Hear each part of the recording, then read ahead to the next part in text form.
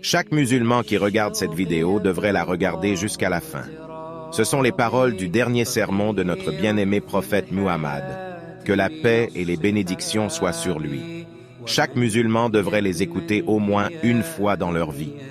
Ô peuple, écoute, car je ne sais pas si je serai encore parmi vous l'an prochain. Alors, écoutez ce que je dis avec beaucoup d'attention et transmettez ces mots à ceux qui ne pouvaient être présents aujourd'hui.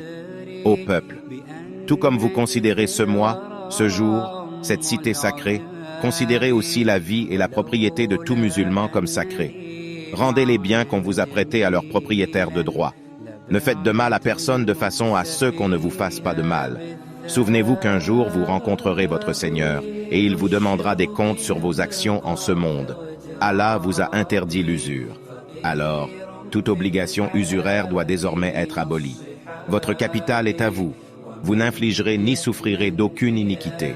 Allah a jugé qu'il n'y devait pas y avoir d'intérêt et que tout intérêt dû à Abbas ibn Abd al-Muttalib doit être aboli. Tous les droits découlant des homicides de la période pré-islamique sont désormais annulés et les premiers que j'abolis sont ceux qui découlent du meurtre de Rabia ibn al-Harith. Ô peuple, les infidèles jouent avec le calendrier afin de rendre permissible ce qu'Allah a interdit et interdire ce qu'Allah a permis.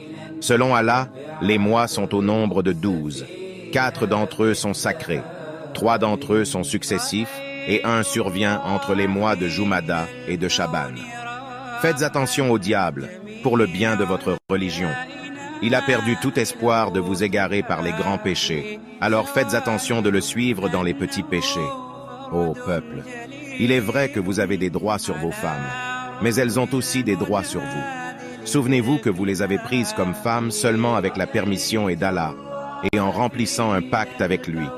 Si elles vous restent fidèles, alors il leur revient le droit d'être nourries et vêtues dans la gentillesse. Traitez bien vos femmes et soyez gentils avec elles, car elles sont vos partenaires et vos assistantes dévouées. Et c'est votre droit qu'elles ne fréquentent pas des gens que vous n'approuvez pas, ainsi que de ne jamais être infidèles.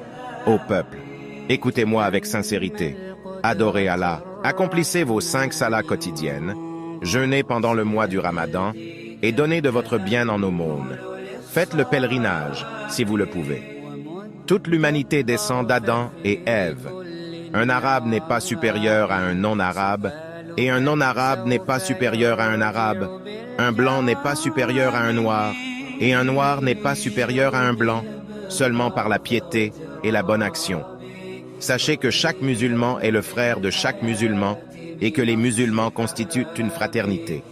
Le bien d'autrui n'est pas légitime pour un musulman excepté celui que son frère lui donne de plein gré. Alors, ne vous faites pas d'injustice à vous-même. Souvenez-vous qu'un jour vous rencontrerez Allah et répondrez de vos actes en ce monde. Alors faites attention.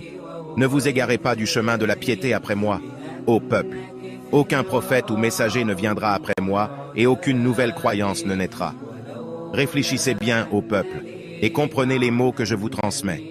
Je laisse derrière moi 2 choses, le Coran et ma Sunna, et si vous les suivez, vous ne vous égarerez jamais.